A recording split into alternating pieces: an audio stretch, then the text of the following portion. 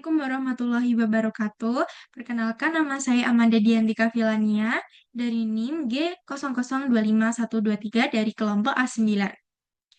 Nah, di sini kita mendapatkan tentang soal yaitu tentang pembagian lapisan dinding abdomen antara lateral dan posterior. Selanjutnya ada kita disuruh menjelaskan tentang sistem otot yang ada di abdomen, kemudian ada organ retroperitoneal dan intraperitoneal. Oke, yang pertama ada dinding abdomen. Nah, di dinding abdomen ini dia itu ada bagian anterolateral dan posterior. Nah, di bagian anterolateral dia itu yang pertama ada kulit, kemudian ada fascia superficialis, kemudian ada fascia profunda, kemudian ada musculi at aponeurosis dan ada fascia transversalis.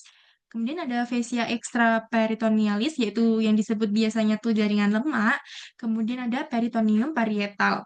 Sedangkan di posterior dia sama, yang membedakan antara anterolateral dan posterior itu tuh ada di fascia superficialisnya.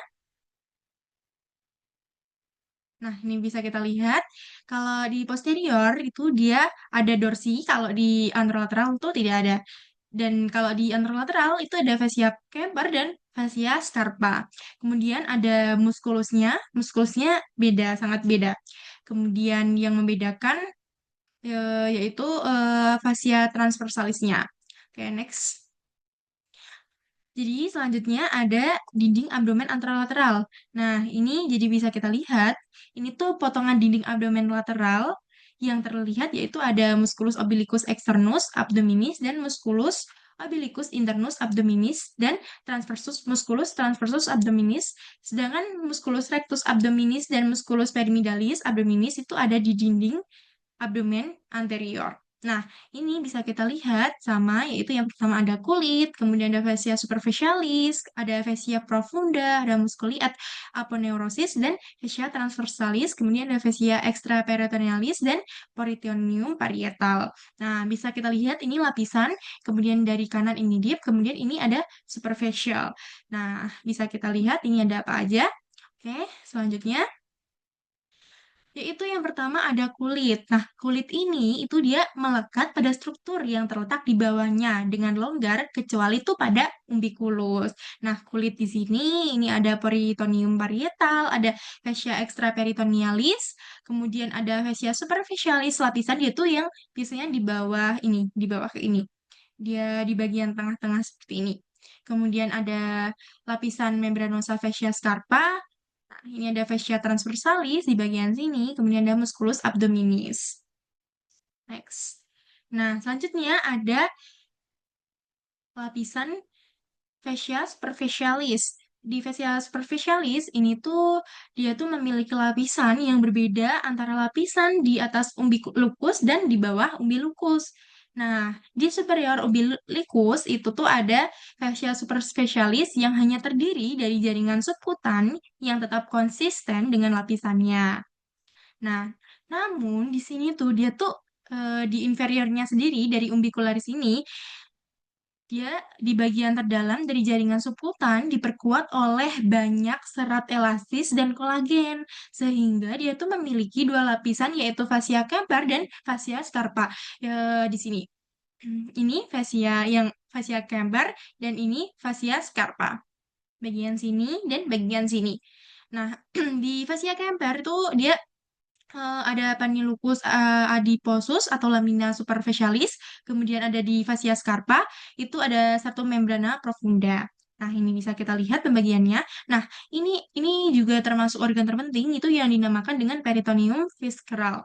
Ini ada kulit, kemudian ada aponeurosus di sini, letaknya tuh di bagian sini. Nah, ini. Kemudian ada musculus obliquus internus abdominis, dia di bagian ini bisa kita lihat lapisannya. Untuk lapisan yang pertama, dia tuh ada musculus transversus abdominalis, kemudian ada musculus obliquus internus abdominis, kemudian ada musculus obliquus externus abdominis. Nah, gitu dia tersusun jadi ini lapisan pertama yang dinamakan ini, kemudian ini lapisan kedua yang dinamakan ini, kemudian ini lapisan ketiga yang dinamakan ini sesuai yang saya jelaskan pada pertama tadi. Oke, di fascia Kemper ini dia tuh kekebalannya tuh bervariasi. Kenapa bervariasi? Karena dia tuh merupakan situs utama dalam penyimpanan lemak. Kalau fascia scarpa, dia tuh merupakan lapisan membranosa tipis dengan berisi sedikit atau dia bisa dinamakan dengan dia tuh tidak mempunyai lemak. Oke, pada pria dia tuh fascia superficialis ini tuh berlanjut membentuk lapisan fascia khusus yang berisi sabut-sabut otot polos yang dinamakan fascia dartos. Next. Nah, ini dari gambarannya tersebut. Jadi, fascia scarpa itu meluas ke superficial, ke scrotum, yang dinamakan sebagai fascia dartos yang saya jelaskan tadi. Nah, di dalam area scrotum ini, fascia tuh dapat ditelusuri ke belakang. Kemudian dia berlanjut menjadi fascia coles yang menyatu dengan lapisan perineum yang lebih dalam. Nah, fascia scarpa di inferior ini berlanjut ke paha bawah yang dinamakan dengan ligamentum inguinal. Kemudian dia tuh bergabung dengan fascia lata. Next, ada fascia profunda. Seperti yang saya jelaskan tadi, dia tuh ada bagian deep dan ada bagian superficial. Nah, fascia profunda ini merupakan lapisan tipis dari jaringan ikat yang menutupi muskulus dan terletak di bagian dalam fascia scarpa. Kemudian ada musculi at apa nih? Nah, di sini ada flat musculus, yaitu yang tersusun atas musculus obliquus externus, ada ligamen inguinal, kemudian ada musculus obliquus internus, kemudian ada musculus transversus. Nah, dia tuh vertikal muskulusnya terbagi menjadi vagina musculi recti. Nah, di sini itu ada musculus rectus abdominis, ini yang bagian penting yang di stabilo biru, yaitu ada interscatonions tending dan ada musculus pyramidalis. Nah, urutan dari flat muscle abdominalis dari superficial ke profunda itu yang pertama ada musculus obliquus externus abdominis. Next, dia lanjut ke musculus obliquus internus abdominis. Selanjutnya dia berlanjut ke musculus transversus abdominis. Nah, arah serabut musculus obliquus externus adalah inferomedial. Dia tuh seperti bentuknya seperti huruf V. Sedangkan arah serabut pada musculus obliquus internus dia supermedial dan bentuknya tuh seperti huruf A. Bisa kita lihat seperti ini. Next, dia selanjutnya ada vagina musculi recti, yaitu suatu lembaran yang membungkus antara vertikal musculus. Nah, dia tuh terbentuk oleh aponeurosis dari 3 horizontal musculus. Nah, isinya tuh ada musculus rectus abdominis, ada musculus pyramidalis, kemudian di ujung terminalnya itu ada introcostalis.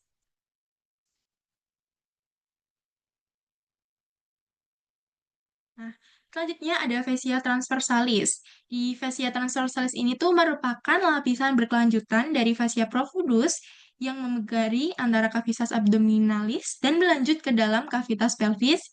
Yang paling terlihat dia tuh pada sebelah dalam transversus abdominalis, musculus transversus abdominis. Fascia transversalis ini longitudinal section di sini. Ini lapisannya dia memiliki nama sendiri-sendiri dari lapisan paling awal, kemudian lapisan tengah, kemudian lapisan pinggir, dan lapisan paling pinggir. Next. Selanjutnya ada fascia extraperitonealis. Nah, ini gambarnya dari fascia extraperitonealis di sini ya, dia letaknya di sini, dan dia tuh terbagi menjadi dua, yaitu eh, kemudian fascia extraperitonealis ini tuh memisahkan antara fascia transversalis dengan peritoneum. Fascia ini tuh berisi dengan jaringan lemak, makanya dia berbentuk seperti ini. Ini bisa kita lihat seperti ini bentuknya. Nah, dia kan terbagi menjadi dua nih. Dia ada periperitoneal dan retroperitoneal. Fascia dari arah sisi anterior tubuh ini itu disebut dengan periperitoneal. Peritoneal. Nah, untuk sebagian di arah posterior dari sisi tubuh ini, dia tuh disebut dengan retroperitoneal. Nah, di sini itu dia terdapat viscera retroperitoneal dan viscera intraperitoneal. Selanjutnya, dia ada peritoneum parietal. Ini bentuknya seperti ini. Nah, peritoneum parietal, kemudian ada peritoneum visceral. Nah, ada cavum peritonei, yaitu ada cavum peritonei mayor, kemudian ada cavum peritonei minor. Foramen epilema phalanx. Nah, ini lapisannya. Nah, bagian biru, ini garis biru, dia tuh disebut dengan cavum peritonei minor. Untuk bagian merah, nih merah, dia tuh disebut dengan cavum peritonei mayor. Ini biasanya yang kuning ini yang bagian penting, yaitu ada cavum peritoneum minor dan ada cavum peritoneum mayor. Next. Nah, di dinding abdomen anterolateral ini dia tuh terbagi menjadi banyak ya, ada kulit, kemudian ada fascia superficialis. Nah, kita tuh apa sih, ada apa aja sih muskulus di dinding abdomen anterolateral itu? Jadi, yang lapisan pertama dia tuh ada musculus lastimus dorsi, kemudian ada lapisan kedua.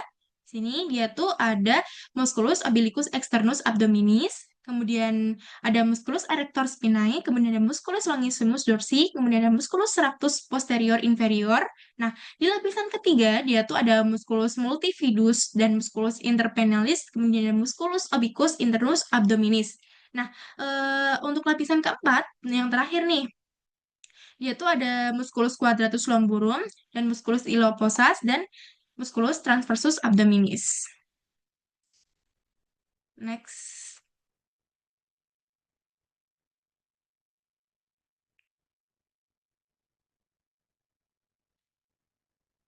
Nah, sistem otot yang ada di abdomen itu ada otot anterolateral dan otot posterior. Maaf, ini tulisannya agak double. Maaf karena sedikit kesalahan. Kayak di muskulus di otot anterolateral itu ada musculi ad aponeurosis, kemudian ada musculus obliquus externus abdominis, kemudian ada musculus obliquus internus abdominis, kemudian ada musculus transversus abdominis, kemudian ada musculus rectus abdominis, kemudian ada musculus pyramidalis abdominis di bagian anterolateral di sini. Bagian anterolateral. Nah, di bagian posterior, di bagian sini dia lebih banyak lagi, yaitu yang seperti saya jelaskan ada lapisan pertama, ada lapisan kedua, ada lapisan ketiga, ada lapisan keempat. Nah, dia tuh tersusun dari banyak muskulus dan berbeda-beda dari lapisan pertama sampai lapisan keempat. Bisa dilihat ini gambarnya. Next, yaitu ada organ retroperitoneal dan intraperitoneal. Nah, bedanya tuh apa sih dari gambar ini tuh? Jadi, perbedaan antara retroperitoneal dan intraperitoneal, yaitu untuk organ intraperitoneal adalah organ yang seluruh permukaannya itu dilapisi dengan peritoneum yang berada dalam kavitas peritonealis, yaitu meliputi gaster, kemudian ada duodenum pars superior, kemudian ada jejunum, ada ilium, kemudian ada appendix, kemudian ada vermiformis, kemudian ada kolon transversum, ada kolon sigmoidea, kemudian ada cauda pankreas, kemudian ada lian, kemudian ada hepar.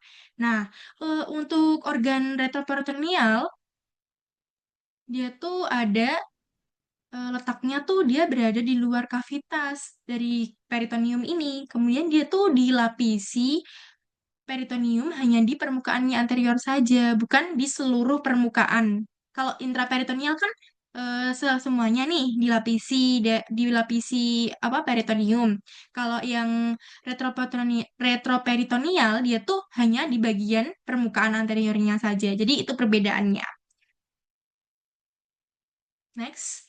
Nah, selain yang disebutkan di atas, kan di sini ada Viscera retroperitoneal yang disebut set Parker. Nah, dia tuh gini ya, singkatannya. Apa sih dari set Parker ini? Dia tuh ada suprarenial gland, kemudian ada aorta, ada duodenum, kemudian ada pankreas, kemudian ada ureter, kemudian ada colon ascendens et descendens, kemudian ada kidney, kemudian ada esophagus dan ada rectum. Ini dari gambarnya. Nah, selain ini dia itu termasuk intraperitoneal, yaitu ada gaster, ada duodenum part superior, ada jejunum, ada ilium, ada appendix, kemudian ada femoris, kemudian ada kolon transversum, dan ada kolon sigmoidea atau kauda pankreas, lien, dan hepar. Next. Kemudian ada duplikator peritoneum. Dia tuh terbagi menjadi mesentery, omentum, dan ligamentum peritonei.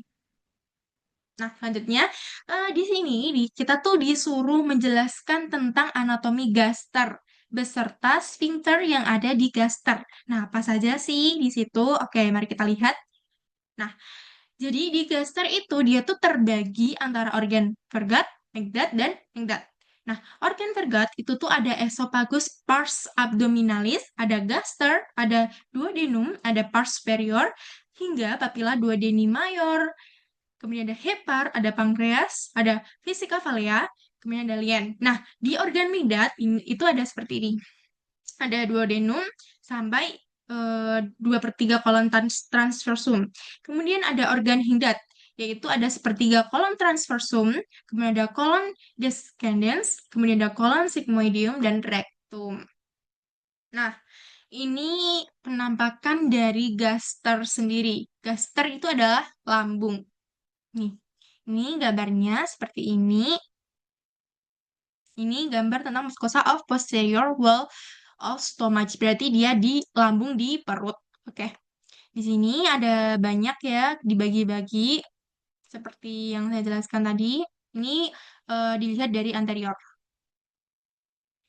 Next, jadi di gaster itu dia terdapat 4 bagian. Ada fundus gastricum, kemudian ada pars cardiaca, kemudian ada corpus gastricum, yaitu ada ruga plica gastrica, kemudian ada pars paliroica, yaitu ada antrum, dan canalis polyricum. Nah, ini ada gastrophageal sphincter yang disebut les, kemudian ada musculus sphincter pylori, kemudian ada curvatura gastrica mayor, kemudian ada curvatura gastrico minor. Ini ada omentum majus dan minus, Orficum cardicum setinggi 9, yaitu selanjutnya ada oftum pollicum setinggi L1. Next.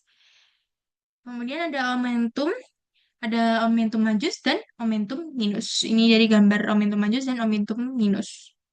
Di omentum majus itu ada ligamentum gastroiliaca, kemudian ada ligamentum gastroriperinica, kemudian ada ligamentum gastrolineal, kemudian ada ligamentum sphenorenal, kemudian ada selanjutnya ada omentum minus, itu ada ligamentum hepatoduodenal yang berisi ada vena portae hepatis, kemudian ada arteri hepatica propria, kemudian ada ductus choledicus dan plexus hepaticus, kemudian ada ligamentum gastrohepaticum.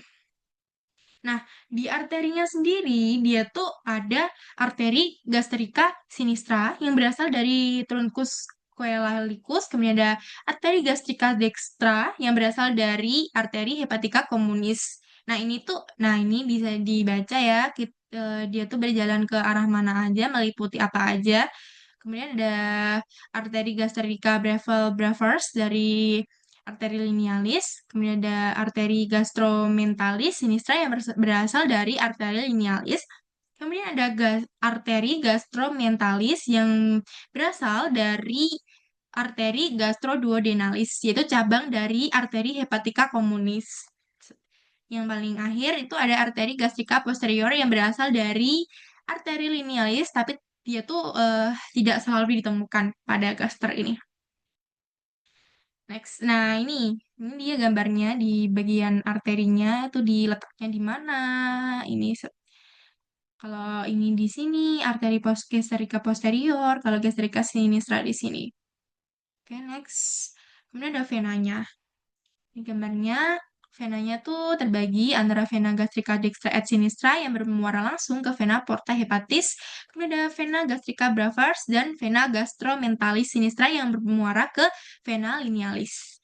Yang terakhir ada vena gastromentalis dextra yang bermuara ke dalam vena mesenterica superior. Di lambung itu dia terdiri dari nervus. Dia dibagi menjadi para simpatis, yaitu ada nervus vagus, kemudian ada simpatis, yaitu truncus sympathicus, nervus scapulicus majus, dan plexus coecalicus. Kemudian ada laporan ketiga, dia tuh disuruh menjelaskan tentang letak-letak appendix dan yang paling umum, kemudian cara pengukuran beserta nama garis dan titik pengukurannya. Nah, appendix vermioralis yaitu dia menurut garis Monor Pincer, dia diukur dari sias dextra ke umbilicus. Pangkal appendix yang terletak sepertiga lateral garis Monor Pincer yang disebut sebagai titik Mas Barney. Kemudian menurut garis Lanz, dia tuh diukur dari sias dextra sampai sias sinistra. Ujung appendix itu ada pada seperenam lateral dextra. Nah, ada appendix vermiformis, yaitu ada appendix ratocaecal, kemudian appendix posterior-calis, kemudian ada appendix pelvicum, kemudian ada appendix prailialis, kemudian ada appendix subcaecalis. Nah, itu gambarnya. Kemudian ada appendix vermiformis. Dari appendix vermiformis itu ada appendix retrocaecal, kemudian ada appendix posterialis, kemudian ada appendix pelvicum, kemudian ada appendix praelecalis, kemudian ada appendix subcalis. Nah, dari appendix retrocaecal itu dia terletak di belakang jejunum yang mengarah ke atas yang merupakan bentuk paling umum. Kalau ini itu letaknya lebih mengarah ke kiri di belakang ilium dan mesenterikum. Kalau ini pelvikum itu mengarah ke bawah melewati psoas mayor dan ujungnya tuh melebihi tepi. Kemudian ada ini terletak lebih mengarah ke kiri di depan ilium dan mesenterikum. Kalau subcaelis dia terletak di descendens ke caudal. Nah, dari appendix itu dia kan ada vaskularisasinya nih. Ada apa saja sih? Jadi dia tuh ada arteri, ada vena. Vaskularisasinya, kalau di inervasinya dia ada simpatis dan parasimpatis. Kalau vaskularisasi itu arterinya ada di arteri appendicularis cabang A, caecalis posterior, kemudian ada cabang A ileocalis yang merupakan cabang dari mesenterika arteri mesenterika superior. Kalau venanya itu vena amidilucalis menuju ke vena caecalis posterior, sedangkan inervasinya kan dibagi dua nih, simpatis dan parasimpatis. Kalau simpatis ya di nervus splandicus minor dan parasimpatis tuh di nervus 9. Oke, sekian penjelasan yang dapat saya sampaikan. Jika saya ada salah kata atau salah penyebutan, saya mohon maaf. Terima kasih. Wassalamualaikum warahmatullahi wabarakatuh.